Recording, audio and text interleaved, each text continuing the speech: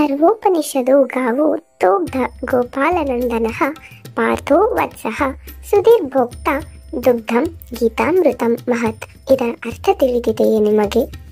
ಉಪನಿಷತ್ತುಗಳೇ ಹಸುಗಳು, ಇದರ ಹಾಲನ್ನು ಕರೆಯುವವನೇ ಗೋಪಾಲನಂದನ, ಪಾರ್ಥನೆ ಕರು, ಮಹತ್ತಾದ ಗೀತಾಮೃತವೇ ಹಾಲು, ಇದನ್ನು ಪಾನ ಮಾಡುವವರೇ ಸಜ್ಜನರು. ಇಲ್ಲಿ ಉಪನಿಷತ್ತುಗಳನ್ನು ಹಸುಗಳಿಗೆ ಹೋಲಿಸುವರು. ಉಪನಿಷತ್ತಿನ ಸಾರವೇ ಅದರ ಹಾಲಿನಲ್ಲಿದೆ. ಉಪನಿಷತ್ತು ಸಾಧಾರಣ ಮನುಷ್ಯನಿಗೆ ಓದಿ ತಿಳಿದುಕೊಳ್ಳಲು ಕಷ್ಟ. ಜೊತೆಗೆ ಅದನ್ನು ಎಲ್ಲರೂ ಓದಕೂಡದೆಂದು ಅದರ ಸುತ್ತಲೂ ಹಿಂದಿನಿಂದ ಬೇಲಿಯನ್ನು ಬೇರೆ ಹಾಕಿದರು. ಏಕೆಂದರೆ ಇದನ್ನು ಓದಿ ತಿಳಿದುಕೊಳ್ಳಬೇಕಾದರೆ ಬುದ್ಧಿ ತುಂಬ ಸೂಕ್ಷ್ಮವಾಗಿರಬೇಕು, ಚಿತ್ತ ಪರಿಶುದ್ಧವಾಗಿರಬೇಕು. ಆಗ ಮಾತ್ರ ಅಲ್ಲಿರುವ ವಿಷಯವನ್ನು ತಿಳಿದುಕೊಳ್ಳಲು ಸಾಧ್ಯ. ಇಲ್ಲದೇ ಇದ್ದರೆ ಅಲ್ಲಿ ಒಂದು ಬರೆದಿದ್ದರೆ ನಾವೊಂದು ತಿಳಿದುಕೊಳ್ಳುತ್ತೇವೆ. ತತ್ವವನ್ನು ಸರಿಯಾಗಿ ತಿಳಿದುಕೊಳ್ಳದೆ ತಪ್ಪಾಗಿ ತಿಳಿದುಕೊಳ್ಳುತ್ತೇವೆ.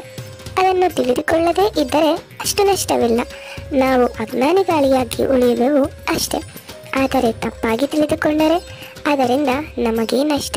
ಜೊತೆಗೆ ಅದನ್ನು ಇತರರಿಗೆ ಹೇಳಿದರೆ ಇತರರನ್ನೂ ಕೆಡಿಸುವೆವು. ಆದ ಕಾರಣವೇ ಅದನ್ನು ಓದಲು ಇಷ್ಟೊಂದು ಆತಂಕ ಕಲ್ಪಿಸಿದರು. ಭಗವದ್ಗೀತೆ ಬರುವುದು ಮಹಾಭಾರತದ ಮಧ್ಯದಲ್ಲಿ. ಮಹಾಭಾರತವನ್ನು ಪಂಚಮ ವೇದ ಎನ್ನುವರು.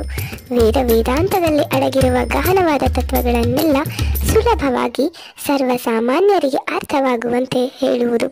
ಅದನ್ನು ಯಾರು ಬೇಕಾದರೂ ಓದಬಹುದು. ಉಪನಿಷತ್ತಿನಿಂದ ಆಗಬೇಕಾದ ಕೆಲಸವನ್ನು ಮಹಾಭಾರತ ಮತ್ತೂ ಚೆನ್ನಾಗಿ ಸಾಮಾನ್ಯರಿಗೆ ಮಾಡುವುದು. ಈ ಹಾಲನ್ನು ಕರೆಯುವವನು ಕೃಷ್ಣ. ಯಾರನ್ನು ಪೂರ್ಣಾವತಾರವೆಂದು ಕರೆಯುವೆವೋ ಅಂತಹ ಶ್ರೀಕೃಷ್ಣನೇ ಇಲ್ಲಿ ಉಪನಿಷತ್ತುಗಳಿಂದ ಎಲ್ಲರಿಗೂ ಏನು ಬೇಕೋ ಅದನ್ನು ಕೊಡುವನು. ಅವನಿಗೆ ಮನುಷ್ಯ ವಿಕಾಸದ ಏಣಿಯಲ್ಲಿ ಯಾವ ಯಾವ ಮೆಟ್ಟಿಲಿನಲ್ಲಿ ಇದ್ದಾನೆಂಬುದು ಚೆನ್ನಾಗಿ ತಿಳಿದಿರುವುದು. ದ್ವೈತ, ಅದ್ವೈತ, ವಿಶಿಷ್ಟಾದ್ವೈತ ಮುಂತಾದ ತತ್ವಗಳ ಸಮನ್ವಯವೇ ಆ ಹಾಲು. ಭಕ್ತರು, ಕರ್ಮಿಗಳು, ಜ್ಞಾನಿಗಳು ಅವರು ಯಾವ ಧರ್ಮಕ್ಕೆ ಸೇರಿದರೂ ಚಿಂತೆ ಇಲ್ಲ, ಅವರನ್ನೆಲ್ಲ ಅದು ಪೋಷಿಸುವುದು. ಇಲ್ಲಿ ಕರುವೇ ಅರ್ಜುನ. ಹಾಲನ್ನು ಕರೆಯುವುದಕ್ಕೆ ಒಂದು ನಿಮಿತ್ತ ಇರಬೇಕು. ಅದೇ ಅರ್ಜುನನ ಸಂದೇಹ. ಅನುಮಾನ, ಸಂದೇಹ ಇಲ್ಲದೇ ಇದ್ದರೆ ತಿಳಿದುಕೊಳ್ಳಲು ಆಸಕ್ತಿ ಇರುವುದಿಲ್ಲ. ಅನುಮಾನ, ಸಂದೇಹ ಎಂಬ ಅಂಕುಶ ನಮ್ಮನ್ನು ತಿವಿಯುತ್ತಿದ್ದರೆ ಮಾತ್ರ ನಾವು ತಿಳಿದುಕೊಳ್ಳಲು ಮುಂದುವರಿಯುವುದು. ಅರ್ಜುನನು ಇಂತಹ ಒಂದು ಪರಿಸ್ಥಿತಿಯಲ್ಲಿ ಸಿಲುಕಿದ್ದಾನೆ. ಅದಕ್ಕಾಗಿ ಗೀತಾಮೃತವನ್ನು ಅವನಿಗೆ ಕೊಡಬೇಕಾಗಿದೆ. ಆದರೆ ಇಲ್ಲಿ ಅವನಿಗೆ ಮಾತ್ರ ಮೀಸಲಾಗಿಲ್ಲ ಅದು.